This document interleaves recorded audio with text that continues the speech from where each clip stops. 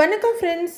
பாண்டியன் ஸ்டோரில் என்ன எபிசோடில் என்ன நடக்க போகுதுன்னு ஒரு நட பார்த்துட்டு வரலாம் வாங்க. ஒரு வழியாக பாண்டியன் கோமதியை சமாதானப்படுத்தி வீட்டுக்கு கூட்டிகிட்டு வந்துடுறாரு. ஏம்மா, நீ தான் கொஞ்சம் கோவப்படாமல் அனுசரித்து போகக்கூடாதா அப்படின்னு கோமதியோட அம்மா கோமதி கிட்ட கேட்க, அதை அவர்கிட்ட சொல்லு அப்படின்னு அவங்க சொல்கிறாங்க. மென்னு முழுங்கிட்டு, மாப்பிள்ள உங்களுக்குள்ள ஏதாவது மனஸ்தாபம்னா அதை நீங்களும் சொல்லிடுங்க அப்படிங்கிறவங்க, இதோ பாரு நீயும் அதெல்லாம் ஏன் உன் மனசுக்குள்ளேயே வச்சுக்கிற, அவர்கிட்ட சொல்லி புரிய வையின்னு மகளுக்கு சொல்றாங்க. இப்படி வீட்டை விட்டு போவேன்லாம் அடம் பிடிக்காத அப்படின்னு அவங்க அம்மா சொல்ல, கோமதி உம்முன்னு முகத்தை வச்சுக்கிட்டு சரின்னு தலையாட்டுறாங்க. அத்தை, நீங்க ஒன்றும் வருத்தப்படாதீங்க, இனிமேட்டுக்கு எங்களுக்குள்ள எந்த பிரச்சனையும் வராது சொல்டி அப்படின்னு கோமதியை பார்த்து பாண்டியன் சொல்ல, கோமதியும் கொஞ்சம் வெக்கத்தோட சிரிச்சுக்கிட்டு அப்படியே பாக்குறாங்க. எந்த பிரச்சனையும் வராம சந்தோஷமா இருந்தீங்கன்னா சரின்ற மாதிரி பாட்டியும் பாக்குறாங்க. கோமதி அப்படியே புன்னகை மண்ணியா உட்கார்ந்துருக்க அவங்க அம்மா கன்னத்தை தடவி முத்தம் கொடுத்து கெஞ்சுறாங்க, சாரி கொஞ்சுறாங்க. கதிர் அம்மாவோட முகத்தையே குறுகுறுன்னு பார்த்துட்டு இருக்கவரு முகத்துல இப்பதான் வெற்றி புன்னகையே தெரியுது அப்படின்னு சொல்ல, போடாங்கிறாங்க அவங்க. அப்பாடான்னு நிம்மதியா கதிர் சிரிக்க, எப்படியோ இந்த பிரச்சனை முடிஞ்சா சரின்ற மாதிரி நினைக்கிற பாண்டியன் வாட்ச பார்த்துட்டு, ஏண்டா இலை சரவணன் எங்கடான்னு கேக்குறாரு. அப்பா, அண்ணன் கடைக்கு போயிருச்சுப்பாங்கிறாங்க அரசி. அட இவ்வளோ பிரச்சனையிலையும் நான் புள்ள சொன்னதை புள்ள அப்படியே செஞ்சிருச்சு அப்படின்னு பாண்டியன் கொஞ்சம் சங்கடமா யோசிக்கிறாரு. கோமதி ஒரு மாதிரியா பாத்துக்கிட்டு இருக்க பாண்டியன் அதை பார்த்துட்டு கொஞ்சம் பயந்துடுறாரு. பெண்ணு முழுங்கிட்டு சரவணன் கடையில இருக்கிறானாங்கிறாரு. கேட்டுச்சு அப்படின்னு கோமதி சொல்ல, அப்படின்னு பேசாம அமைதியாயிக்கிறாரு பாண்டியன். ஓகே அத்தை, எப்படியோ நினைச்சதை சாதிச்சிட்டீங்க போல இருக்கே, நான் கோடு போட்டா நீங்க அதுல ரோடே போட்டு கலக்கிட்டீங்க போங்க அப்படின்னு மீனா பாக்குறாங்க. அவன் பாவம் காலையில இருந்து கடையில தனியா நின்று வியாபாரம் பார்த்துட்டு இருக்கிறான் அப்படின்னு பாண்டியன் சொல்ல, குறுகுறுன்னு பாக்குறாங்க கோமதி. ஐயோ, அதுக்கு இப்ப என்ன, ஏதாவது புதுசா ஆரம்பிச்சிடாதீங்கன்ற மாதிரி மீனா பாக்குறாங்க. வியாபாரம்லாம் நல்லபடியா பாத்துக்குவான், என்ன ஒண்ணு இந்த கடை கணக்கு வழக்கு தான் அவனுக்கு சரியா பார்க்க வராதுங்கிறாரு பாண்டியன். கோமதி கொஞ்சமா கோவமாகறாங்க. ராஜியும் திடுக்குன்னு பார்க்க, இல்ல நான் வேணா கொஞ்ச நேரம் போய் கடைக்கு அவன் கூட இருந்துட்டு வந்துட்டுமா அப்படின்னு பாண்டியனுக்கு பயந்துகிட்டே கேட்க, ஐயோ கோமதி என்ன சொல்லுவாளோன்னு பதட்டமா அவங்க அம்மா பாக்குறாங்க. கோமதி ஒரு மாதிரியா பார்த்துட்டு, அடேங்கப்பா இதுக்கெல்லாம் பர்மிஷன் கேட்கிறாரு போல இருக்கே அப்படின்னு யோசிச்சுட்டு இருக்காங்க. மீனாவும் ராஜியும் கூட, ஆஹா எப்பவுமே இன்ஃபர்மேஷன் கொடுக்குற மாமா இப்ப பர்மிஷன்லாம் கேட்கிறாரே அப்படின்னு பார்த்துட்டு இருக்காங்க. போகணுமான்னு கேட்டா போய் தானே ஆகணும் கடைக்கு, இல்லைன்னா எப்படி குடும்பத்தை நடத்துறதா அப்படின்னு கோமதி கேட்க, பாண்டியன் ஒரு பார்வை பார்த்துட்டு அதுவும் சரிதாங்கிறாரு. ஓகே, மாப்பிள்ள மொத்தமா மகளோட கைக்குள்ள வந்துட்டாரு அப்படின்னு பெருமையா பாக்குறாங்க பாட்டி. சரி, நான் கடைக்கு போயிட்டு வந்துடுறேன், நீ பாட்டுக்கு இப்படியே உட்கார்ந்துட்டு இருக்காத, சுடுதண்ணிய காய வச்சு காலுக்கு நல்லா ஒத்தடம் கொடுங்கிறாரு பாண்டியன். அப்படின்னு குழந்தை மாதிரி தலையாட்டிட்டு இருக்காங்க கோமதி. இப்ப சோம்பேறித்தனப்பட்டு விட்டுட்டீன்னா அப்புறம் ராத்திரி பூரா கை வலிக்குது கால் வலிக்குதுன்னு தூங்க முடியாம நீதான் கஷ்டப்படணும் அப்படின்னு பாண்டியன் ரொம்ப அக்கறையா சொல்ல, குறுகுறுன்னு பார்த்துட்டு இருக்க மீனா, மாமா அத்தைய நாங்க பாத்துக்கிறோம், நீங்க போயிட்டு வாங்கன்றாங்க. சரிப்பான்னு எழுந்திருக்கிறார் அவரு. எதுக்கு நடக்கணும் இப்ப கால்வலின்னு உட்கார்ந்து இருக்கணும் அப்படின்னு யாருக்குமே கேட்காத அளவுக்கு முனகிக்கிட்டே போறாரு பாண்டியன். அவர் அங்கிருந்து போனதும் மாத்திரை ஏதாவது வாங்கணுமாமான்னு கதிர் கேக்குறாரு. ஆஹா இல்ல வேண்டாம் அப்படின்னு கோமதி சொல்ல, எனக்கு தெரிஞ்சு மிஸ்டர் பாண்டியன் இப்படி இருந்ததே இல்லையே, என்ன பண்ணுன, எப்படி அவரை மாத்துன அப்படின்னு கதிர் அவங்க அம்மா கிட்ட ரகசியமா கேக்குறாரு. அதெல்லாம் சொல்ல முடியாது போடா அப்படின்னு கோமதி சொல்ல, சரி அதெல்லாம் சொல்ல வேண்டாம், நீ ஓகேவா இருக்கியா அப்படின்னு அவங்க அம்மாவோட தாடையை பிடிச்சி கொஞ்சிறாரு கதிர். அப்படின்னு சந்தோஷமா தலையாட்டுறாங்க கோமதி. சந்தோஷமா இருக்கியா, கோபம்லாம் குறைஞ்சிருச்சுல்ல அப்படின்னு கதிர் அம்மாவோட கன்னத்தை பிடிச்சி கெஞ்சுறாரு. இப்ப நீ சந்தோஷமா இருக்கல்ல அப்படின்னு கேட்க, கோமதியும் சிரிப்போட இருக்கேன்றாங்க. அது போதுமான்னு அம்மாவோட கையில தட்டி கொடுத்துட்டு எழுந்திருக்கிறாரு கதிர். பாட்டிக்கு பரம சந்தோஷம். கெத்துதான் அத்தன்னீங்கன்னு மீனா பார்த்துட்டு இருக்க ராஜியும் சந்தோஷமா இருக்காங்க. அப்பாடா, 2 பேருக்கு இருந்த பிரச்சனை முடிஞ்சுது, இனிமே நம்ம பேரை ஏலம் போட மாட்டாங்கன்னு அரசியும் சந்தோஷமா பாக்குறாங்க. இனி ஆகுன்னு இந்த மீனா இந்த பக்கம் வரமாட்டா, குவார்டர்ஸ்ல நம்ம பொழப்ப நம்ம ஜாம்னு பாக்கலான்னு செந்திலும் சந்தோஷமா இருக்காரு. எல்லாரும் சந்தோஷமா நின்னுட்டு இருக்க, எல்லாருக்கும் பயம் காட்டிட்டேன்ல, அந்த பயம் இருக்கணுங்கிற மாதிரி கோமதி எல்லாரையும் ஒரு தடவை பார்த்து சிரிச்சுக்கிறாங்க. அடுத்து ராஜு ஒரு பக்கமும் மீனா ஒரு பக்கமும் கோமதிக்கு சப்போர்ட்டிவா உட்கார்ந்துருக்க, அம்மா அப்படின்னுகிட்டே சுடுதண்ணிக்குள்ள காலை வச்சிருக்காங்க. மீனா உப்பு போட்டல்ல அப்படின்னு கோமதி வலியோட முகத்தை சுருக்கிக்கிட்டு கேட்க, போட்டிருக்கேன் அத்தைங்கிறாங்க அவங்க. மகளோட வலி அம்மாவோட முகத்துல பிரதிபலிக்குது. பாட்டி பரிதாபமா உட்கார்ந்துருக்காங்க. ரொம்ப வலிக்குதுமா, விண்ணு விண்ணுன்னு வலிக்குது அப்படின்னு கோமதி சொல்ல ராஜி ஏற்கனவே அழுத்தி விட்டுட்டு தான் இருக்காங்க. ராத்திரி நான் தூங்கின மாதிரி தானே கோமதி சொல்ல. அத்தை சுமார் ஒரு எத்தனை கிலோமீட்டர் நடந்திருப்பீங்கன்னு கேக்குறாங்க ராஜி. கோவத்துல நடக்கிறவ அப்படியே கிலோமீட்டர் கணக்கெல்லாம் பார்த்துக்கிட்டா நடக்க முடியும் அப்படின்னு கோமதி சொல்ல. அதுவும் சரிதான் அப்படின்ற மாதிரி ராஜி தலையை மட்டும் ஆட்டி வச்சுக்கிறாங்க. ஏம்மா கோமதி இதெல்லாம் உனக்கு தேவையா அப்படின்னு பாட்டி கேட்க. எனக்கு தேவைதான் அப்படின்னு கோமதி சொல்ல. கொஞ்சம் பொறுமையா போனாதான் என்ன உனக்கு அப்படின்னு பாட்டி கேக்குறாங்க. மா என்னம்மா நீ பேசுற, வருஷ கணக்கா பொறுமையா தானே இருந்த அப்படின்னு கோமதி சொல்ல. என்னத்த சொல்றது போ, எல்லாம் ஆளாளுக்கு குதிச்சிட்டு இருந்தா குடும்பம் எதுக்காகிறதுன்ற மாதிரி பாக்குறாங்க பாட்டி. இருந்தாலும் சமாளிச்சுக்கிட்டு புரியுதுமா, உன் வருத்தம் எனக்கு புரியுது. ஆனா மாப்பிள்ளையோட கோவத்திலயும் ஒரு நியாயம் இருக்குல்ல அப்படின்னு பாட்டி சொல்ல. ஆமா அவர்கிட்ட பெரிய நியாயத்தை கண்டுட்ட நீ அப்படின்ற மாதிரி அம்மாவை கோவமா பாக்குறாங்க கோமதி. அந்த கோவம் குறைஞ்சதும் அவர்கிட்ட நீ நிதானமா பேசி இருக்கலாம்ல, எடுத்தோம் கவுத்தோன்னு இப்படியா வீட்டை விட்டு கிளம்பி போவ அப்படின்னு பாட்டி கேட்டுட்டு இருக்க. அம்மா என்னம்மா நீ உன் பொண்ணு பக்கம் பேசவே மாட்டியா, அவர் பக்கம் தான் பேசுவியான்னு கோமதி கேக்குறாங்க. இதோ பாருமா நான் ரெண்டு பக்கமும் தான் பேசுறேன் அப்படின்னு பாட்டி சொல்ல. ஆமா நீ பேசுன பாரு, எனக்கு என்ன ஒன்றும் தெரியாதுன்னு நினைக்கிறியான்னு பழிச்சு காட்டுறாங்க கோமதி. பாட்டிக்கு இப்பதான் அக்கறைக்கு இக்கரை பச்சைன்னு தெரியுது போல இருக்கு. அந்த வீட்டுல தான் உங்க அண்ணனுங்க சண்டை போட்டுட்டே இருக்காங்கன்னு பார்த்தா இங்க நீங்க ரெண்டு பேரும் சேர்ந்துக்கிட்டு அதையே தான் பண்ணிட்டு இருக்கீங்கன்றாங்க பாட்டி அலுப்பா. இதோ பாரு அவரு கோவம் குறையும் குறையும்னு நானும் அமைதியா இருந்தேன், குறையவே இல்லையே. கோவத்தை கூட விடு, ஆனா நான் நாடகம் போடுறேன்னு சொன்னது தப்பு தானேம்மா. நான் கீழே விழுந்தது கூட நாடகம்னு நினைச்சாராம். அது அவர் எல்லாரும் முன்னாடியும் சொல்லி சாதாரணமா சிரிச்சுக்கிட்டு இருக்காரு. இந்தா நான் பெத்ததுங்க கூட அதை கேட்டு ஈன்னு இழிச்சுக்கிட்டு இருந்ததுங்க அப்படின்னு கோமதி சொல்ல. ஐயோ இவ பெரிய சண்டைக்காரியா இருக்காளே அப்படின்னு பாட்டி அலுப்பா திருப்பிக்கிறாங்க முகத்தை. அத்தை நாங்கெல்லாம் ஒன்னும் சிரிக்கல தெரியுமாங்கிறாங்க மீனா. கோமதி மீனாவை பார்க்க. அத்தை நானும் சிரிக்கலன்னு ஆச்சராகிறாங்க ராஜி. நான் பெத்ததுங்களை சொன்னேன், உங்களை சொல்லல, உங்களை சொன்ன மாதிரி கேக்குறீங்க அப்படின்னு வெடுக்குன்னு சொல்றாங்க கோமதி. சரி சரி நாம இனிமே அடக்கி வாசிச்சுக்கிறது தான் நல்லது அப்படின்ற மாதிரி மீனா ராஜியை பாக்குறாங்க. உனக்கு தெரியுமாமா திடீர்னு நான் செத்து போயிட்டா என்ன பண்ணுவீங்கன்னு கேட்டதுக்கு என்ன சொன்னாங்க தெரியுமா?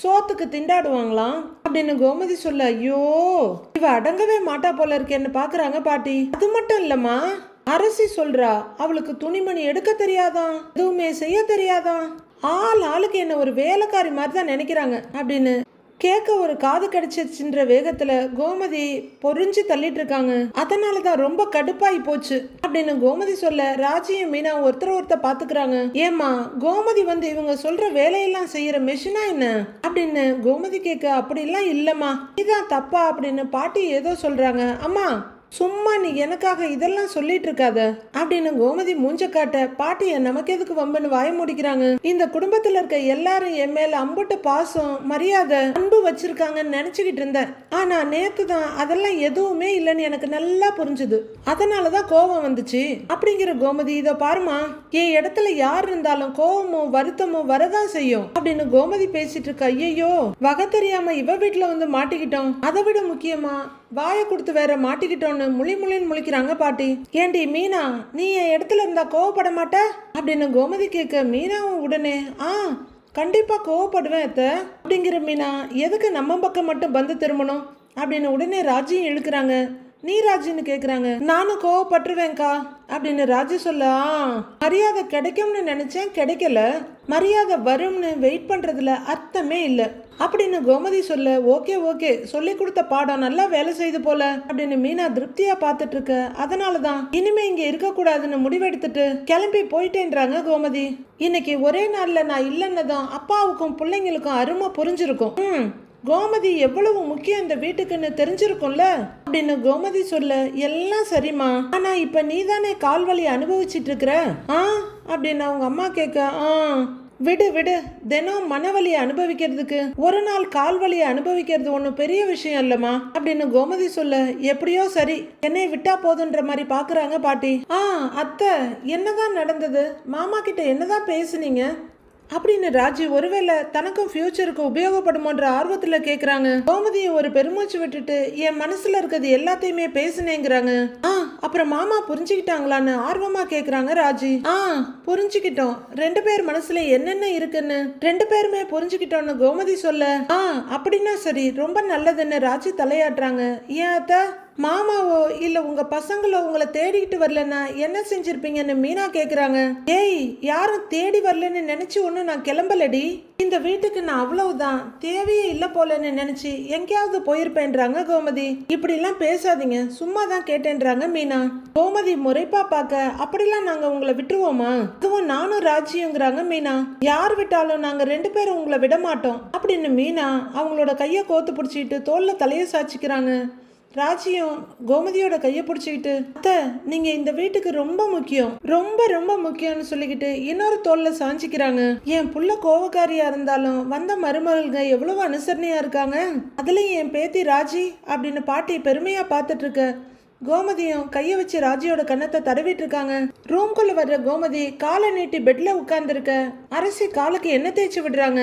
அப்போ சைட்ல இருக்க டேபிள பாக்குற கோமதி, ஏய் என்னடி இது, ஃபைல் எல்லாம் டேபிளில் போட்டு வச்சிருக்கீங்க அப்படின்னு கோமதி கேட்க, ஆமா இப்போ அதுதான் ரொம்ப முக்கியம் அப்படின்னு அரசி சொல்ல, எனக்கு முக்கியம் தாண்டி, முக்கியமான ஃபைல் டி, யாரடி எடுத்து போட்டான்னு கோமதி கேட்குறாங்க.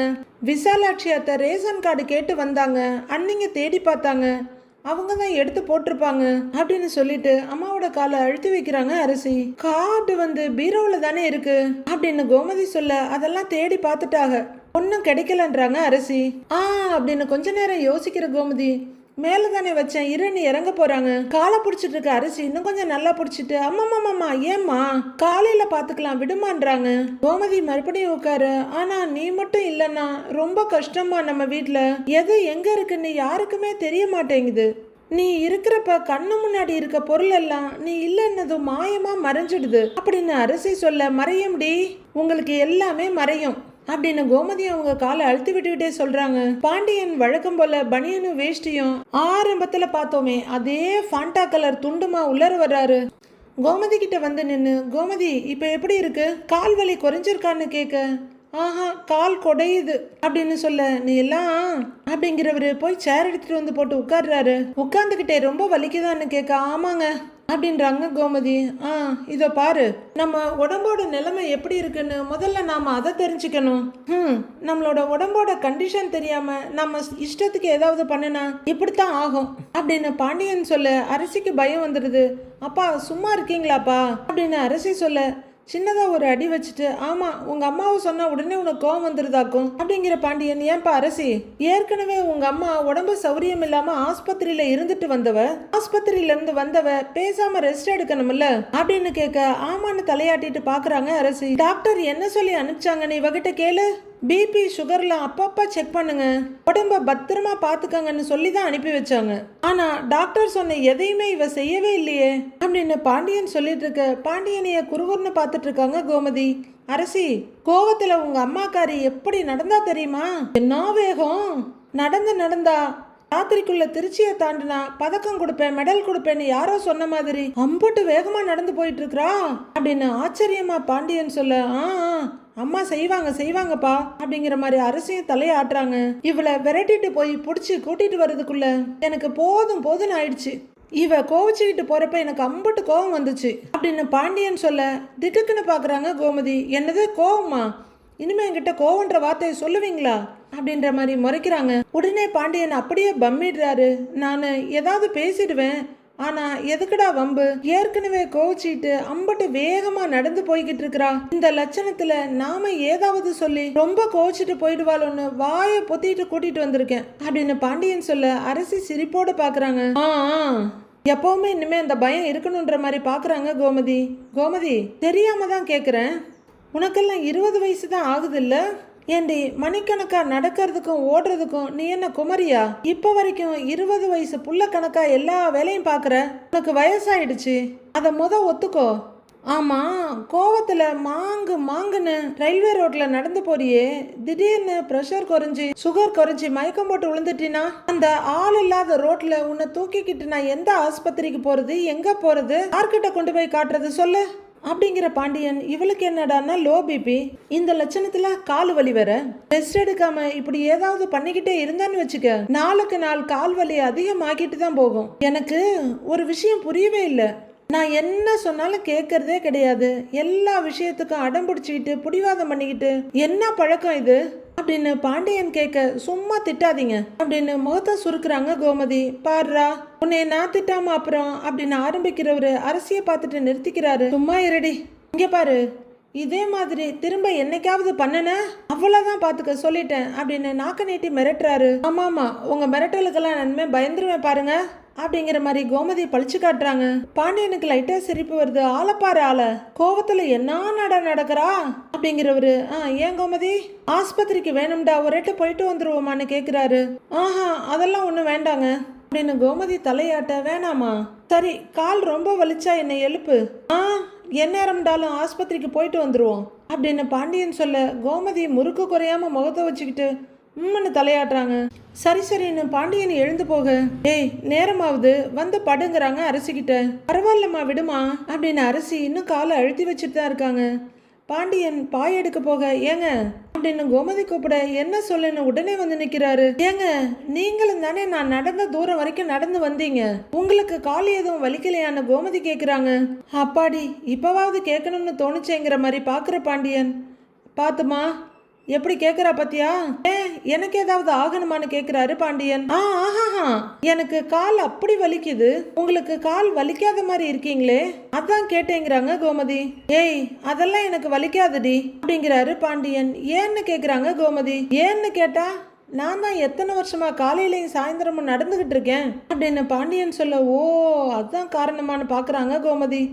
விவரம் தெரிஞ்சு நடந்ததுலேருந்து இன்னைக்கு வரைக்கும் நடந்ததை கணக்கு போட்டா இந்த பூமியை நான் 5 தடவை சுத்தி வந்ததுக்கு சமமா இருக்கும் அப்படின்னு பெருமையோட சிரிக்கிற பாண்டியன். கோமதி, உழைப்பு உழைப்புன்னு நடையா நடந்த கால்டி என்னது, எனக்கு எப்படி வலிக்கும் அப்படிங்கிற பாண்டியன் எதையோ நினைச்சிட்டு, ஏய் இன்னொரு விஷயம்டி, அப்ப நீங்க தான் உழைக்கிறீங்களா, நான் உழைக்கலையா, நான் வீட்டில் உட்காந்து சும்மா சாப்பிட்டுட்டு இருக்கிறேன் நானு, ஆச்சா போச்சான்னு திரும்ப சண்டையை ஆரம்பிச்சிடாதடி அப்படின்னு பாண்டியன் கொஞ்சம் பயத்தோடையே சொல்ல, அரசி சிரிக்கிறாங்க. இதுக்கு மேலெல்லாம் நீ பாத யாத்திரை போனா பின்னாடியே ஓடி வந்தெல்லாம் உன்னை பிடிக்க முடியாதுடி சாமி, நீயும் நல்லா உழைக்கிறவதான், வீட்டை நல்லா பாத்துக்கிறவதான், எல்லா விஷயத்திலையும் என் பொண்டாட்டி நல்லவதான், ஆனா கோவப்பட்டு ரோட்ல நடந்து போறப்ப என்ன மறப்பு மறைக்கிற, பின்பட்டு தூரம் நடந்தா அப்புறம் கால் வலிக்காம என்ன செய்யும் அப்படின்னு பேசிக்கிட்டே பாய விரிக்கிறாரு பாண்டியன். கோமதி அவரையே பார்த்துக்கிட்டு இருக்காங்க. ஏய் இங்க பாருடி, திரும்பவும் சொல்றேன், இன்னைக்கு நீ பண்ணின வேலையை உன் வாழ்க்கையில நீ என்னைக்குமே திரும்ப பண்ணவே கூடாது அப்படின்னு பாண்டியன் சொல்ல, பாத்தியாடி உங்க அப்பாவை அப்படிங்கிறாங்க கோமதி. உடனே அரசி, அப்பா அதெல்லாம் அம்மா பண்ண மாட்டாகப்பா, எங்கேயுமே போக மாட்டாங்க அப்படிங்கிற அரசி, மா போகமாட்டல்லம்மா அப்படின்னு கோமதி கிட்ட கேட்க, ஒழுங்கா இருக்க சொல்ல உங்க அப்பாவை, நான் எங்கேயும் போக மாட்டேன்றாங்க கோமதி. சரி சரி கோவப்படாத, ராத்திரி திரும்ப கால் வலிச்சதுண்டா என்னை எழுப்பு, ஒரேட்ட ஆஸ்பத்திரிக்கு போயிட்டு வந்துருவோம் அப்படிங்கிற பாண்டியன் தலைவணி எடுத்து தட்டிட்டு இடத்துல போடுறாரு. எதுக்கு, ராத்திரி எழுந்த அப்புறம் என்ன திட்டுறதுக்கான்னு கேக்குறாங்க கோமதி. நான் என்னடி திட்டினேன், எங்கடி திட்டினேன், எப்படி திட்டினேங்கிற மாதிரி பாக்குற பாண்டியன், ஐயய்ய, ஏய் காலை ரொம்ப வலிச்சா என்னை எழுப்புடி, எந்நேரமானாலும் ஆஸ்பத்திரிக்கு போயிட்டு வந்துடலான்னு சொன்னேன், நான் என்ன சொன்னாலும் குதர்க்கமாவே பேசிக்கிட்டு இருந்தா எப்படி, என்ன அர்த்தம் சொல்லு, எழுப்புறியா இல்லையா அப்படின்னு பாண்டியன் கேட்க, அப்படின்னு தலையாட்டுறாங்க கோமதி. சரி சந்தோஷம் அப்படின்னு பாண்டியன் தரையில படுக்கிறாரு. ஏய் போதுமா, வாமா நீயும் வந்து படுமா அப்படின்னு கோமதி அரசிக்கிட்ட சொல்ல, அரசி கோமதிக்கு என்ன தடவுறதுக்காகவே பிறந்த மாதிரி தடவிக்கிட்டு இருக்காங்க. கதிர் ராஜியும் ரூம்ல இருக்காங்க. கதிர் மொபைல் பார்த்துட்டு இருக்க, ராஜி நோட்ல ஏதோ எழுதிட்டு இருக்காங்க. இடையில நிமிந்து பாக்குற ராஜி கதிரை பார்த்துட்டு, ஆமா நீ தூங்கலன்னு கேக்குறாங்க. இல்ல எனக்கு தூக்கம் வரலங்கிறாரு அவரு. மணி பாத்தியா 11:30 ஆகுது அப்படின்னு ராஜி சொல்ல, அது பரவாயில்லங்கிறாரு கதிர். ஒருவேளை லைட்டு தொந்தரவா இருக்கா உனக்கு அப்படின்னு ராஜி கேட்க, அவரும் லைட்டை பார்த்துட்டு ஆமான்னு சொன்னா மட்டும் என்ன பண்ண போறேன்னு கேக்குறாரு. லைட் ஆஃப் பண்ணிட்டு மொபைல் டார்ச் வச்சு படிக்க போறியான்னு கேக்குறாரு. இல்ல வெளியே போய் உட்காந்து படிப்பேன்றாங்க ராஜி. அதெல்லாம் ஒண்ணும் வேண்டாம், நீ இங்கே உட்காந்து படிங்கிறாரு அவரு. ராஜி அவரை கொஞ்சம் சங்கடமும் பாவமா பார்த்துட்டு இருக்க, மறுபடியும் அவர் மொபைல் பாக்குறாரு. ராஜி ஒரு பெருமூச்சு விட்டுட்டு, ஆனா என்னால உனக்கு ரொம்ப கஷ்டம் இல்ல அப்படின்னு கேக்குறாங்க. உன்னால நிம்மதியா தூங்க கூட முடியலன்னு ராஜி சொல்ல, இப்படி கதை பேசுறதுக்கு ஒரு பேஜாவது படிக்கலாங்கிறாரு கதிர். சரி சரி படிக்கிறேன் அப்படின்னு ராஜி எழுத ஆரம்பிக்க, அப்படின்னு மொபைல பாக்குறாரு அவரு. ராஜி முகத்தை சுருக்கிட்டு எழுதிட்டு இருக்க, இங்க பாரு உன்னைய சும்மா படிக்க சொல்லி கட்டாயப்படுத்துறேன்னு நினைக்காத. அம்மாவுக்கு உடம்பு சரியில்லாம போனது, அதுக்கப்புறம் நடந்த பஞ்சாயத்துல நீ 3 நாளா புக்கையே தொடல. கரெக்டா இன்னும் 1 வாரத்துல எக்ஸாம் இருக்கு. நீ கஷ்டப்பட்டு படிச்சாதான் ஐபிஎஸ் ஆக முடியும் அப்படின்னு கதிர் ரொம்ப இதமா சொல்ல, புரியுதுன்னு தலையாட்டுறாங்க ராஜி. இன்னும் படிக்க வேண்டியது நிறைய இருக்குல்ல அப்படின்னு கதிர் கேட்க, ராஜிக்கு தூக்கத்தை அடக்க முடியாம கொட்டாவி வருது. வாயில தட்டிக்கிட்டு இன்னும் கொஞ்சம் இருக்குன்றாங்க அவங்க. தூக்கம் வருதான்னு கேட்க லைட்டான்றாங்க ராஜி. கதிர் யோசனையா பார்க்க, நான் போய் முகம் மட்டும் கழுவிட்டு வந்துடுறேன்றாங்க ராஜி. அப்படின்னு கதிர் மொபைல கீழே வைக்க ராஜி இறங்கி வெளியே போறாங்க. ராஜியின் முகம் அலம்பிட்டு மறுபடியும் வந்து நோட்டை எடுக்க கதிர் இன்னும் கொஞ்சம் பக்கமா வந்து உட்கார்றாரு. நான் ஏதாச்சும் உனக்கு ஹெல்ப் பண்ணட்டுமான்னு கேக்குறாரு. ராஜி குறுகுறுன்னு பார்த்துட்டு, நீ என்ன ஹெல்ப் பண்ணுவேன்னு கேக்குறாங்க. அப்படின்னு ஒரு மாதிரியா சிரிச்சுக்கிட்டு இன்னும் கொஞ்சம் நெருங்கி வந்து உட்காந்து இப்படி பக்கத்துல வந்து உட்காந்துக்கிட்டு, உனக்கு மோட்டிவேஷன் கொடுப்பேன் அப்படின்னு கதிர் சொல்ல, உன் மோட்டிவேஷன்லாம் ஒண்ணு வேண்டாம், என்கிட்ட நிறையவே இருக்குன்றாங்க ராஜி. கதிர் பயங்கரமா யோசிக்கிறாரு, உதட்டெல்லாம் தடவிக்கிட்டு. அப்புறம் வேற என்ன கொடுக்கலான்னு யோசிக்கிறாரு. வேணும்னா கிட்ட வந்துன்னு ராஜி பக்கத்துல முகத்தை கொண்டு வர்றாரு. ராஜி லைட்டா தலைய பின்னுக்கு இழுக்கிறவங்க அப்படியே பேனா வச்சு கதிர் முன்னுக்கு வர்றத ஸ்டாப் பண்றாங்க. என்ன அப்படின்னு கேட்டுக்கிட்டு பழைய பொசிஷன்ல வந்து உட்கார்றாரு கதிர். இப்படி எல்லாம் பண்ணுனா படிக்க தோணுமான்றாங்க ராஜி. ஓ ஆமால, சரி நானே உன்னை டைவர்ட் பண்ண வேண்டாம் அப்படின்னு கதிர் ஹஸ்கி வாய்ஸ்ல சொல்ல, ராஜி கொஞ்சம் ரொமான்டிக்கா சிரிக்கிறாங்க. இந்த ரொமான்ஸ் எல்லாம் எக்ஸாம் முடிஞ்சதுக்கு அப்புறம் வச்சுக்கலாம், இப்போதைக்கு நான் ஓரமாவே இருக்கிறேன், நீ படி அப்படின்னு சொல்லிட்டு மறுபடியும் நகர்ந்து போய் உட்கார்ந்துக்கிறாரு கதிர். கட்டில சாஞ்சு உட்கார்ந்துகிட்டு எழுதிட்டு இருக்க ராஜிவை ஒரு குறுகுறுன்னு பார்த்துட்டு இருக்காரு. ராஜி சின்சியரா எழுதிக்கிட்டே இருக்க கதிர் அப்படியே தூங்கிடுறாரு. கட்டில தலைய முட்டு கொடுத்துக்கிட்டு தூங்குற கதிரை இடையில ராஜி நிமிந்து பாக்குறாங்க. பேனாவை மூடி வச்சு நோட்டை மூடி வச்சுட்டு பார்த்து எழுதிட்டு இருந்த புக்கையும் மூடி வச்சுட்டு எழுந்து வந்து கதிர் பக்கத்துல உட்காடுறாங்க. டேய் கதிர், கதிர் அப்படின்னு லைட்டா தொட்டு உழுக்க அப்படின்னு முழிச்சு பாக்குறாரு. கண்ணை தேய்ச்சிட்டு திருதிருன்னு முழிச்சிட்டு என்னன்னு கேக்குறாரு. இப்ப எதுக்கு நீ இப்படி உட்கார்ந்துகிட்டே தூங்கிட்டு இருக்கிற, படுத்து தூங்க வேண்டியது தானே அப்படின்னு ராஜி கேட்க, தூங்கலாம் இல்லனா நான் இப்ப தூங்குனேங்கிறாரு கதிர். நான் தான் பார்த்தேனே அப்படின்னு ராஜி சொல்ல, நான் கண்ணை மூடி எதையோ யோசிச்சுட்டு இருந்தேன். ஆமா மணி என்னன்னு கேக்குறாரு அவரு. மணி 12:15 ஆகுது அப்படின்னு மொபைல பார்த்துட்டு ராஜி சொல்றாங்க. நீ போய் தூங்கு, நான் சொல்றத கேளு அப்படின்னு ராஜி சொல்ல, நான் தான் சொல்றேன்ல எனக்கு தூக்கம் வரலன்னு அப்படின்னு கண்ணறைய தூக்கத்தை வச்சுட்டு சொல்றாரு கதிர். உனக்கு ஏதாவது வேணுமா அப்படின்னு கதிர் கேட்க, ஐயோ மறுபடியும் முதல்ல இருந்தா அப்படின்னு ராஜிக்கு பயப்படுறாங்க. டீ காஃபி அந்த மாதிரி ஏதாவது அப்படின்னு கதிர் கேட்க, டீ வேணும், உனக்கும் வேணுமா, நான் வேணா போய் எடுத்துட்டு வருவாங்கிறாங்க ராஜி. நீ படி, நான் போய் எடுத்துட்டு வரேன் அப்படின்னு கதிர் சொல்ல, உனக்கு டீ எல்லாம் போட தெரியுமா அப்படின்னு ஆச்சரிய அதிர்ச்சியில கேக்குறாங்க ராஜி. ஹேய் என்ன பத்தி என்ன நினைச்சிட்டு இருக்க அப்படின்னு கதிர் கேட்க, அப்படின்னு ராஜி ஏதோ சொல்ல வர்றாங்க. இரு வரேன் அப்படின்னு கதிர் சுறுசுறுப்பா எழுந்து போறாரு. வெளியே போனவரு மறுபடியும் வேகமா உள்ளாரு வந்து சாவி எடுக்கிறாரு. ஏய் எதுக்கு இப்ப பைக் சாவின்னு கேக்குறாங்க ராஜி. கிச்சனுக்கு பைக்லயா போற அப்படின்னு ராஜி கேட்க, இல்ல நான் வெளியே போயிட்டு வரேங்கிறாரு அவரு. இந்த நேரத்துலயான ராஜி கேட்க, வந்துடுறேங்கிறாரு அவரு. எதுக்கு வெளியே அப்படின்னு ராஜி கேட்க, வீட்டுல பால் இல்லங்கிறாரு கதிர். அதனால பால் வாங்க போறியா, இந்நேரத்துக்கு யாராவது கடை திறந்து வச்சிருப்பாங்களா அப்படின்னு ராஜி கேட்க, பால் கடை திறந்து இருக்காதுதான், ஆனா டீ கடை திறந்து இருக்கும்ல, நான் டீ வாங்கிட்டு வந்துடுறேன் நமக்கு சரியான கதிர் கேட்க, எனக்கு டீ எல்லாம் ஒண்ணும் வேண்டாம், நீ வந்து தூங்கு வாங்குறாங்க ராஜி. வந்துருவேன் ராஜி, 10 நிமிஷத்துல வந்துருவேன், நீ படி, சொன்னா கேளுன்னு அவரு சொல்ல, சொன்னா கேளு நீ முதல்ல அப்படின்னு ராஜி சொல்ல, நான் சொல்றத நீ கேளு அப்படிங்கிறாரு கதிர். சரி அப்ப நானும் வரேன்னு ராஜி எழுந்திருக்க போக, ஏய் அந்த நேரத்துல கொஞ்சமாவது படிக்கலாம் இல்லன்னு கதிர் கேக்குறாரு.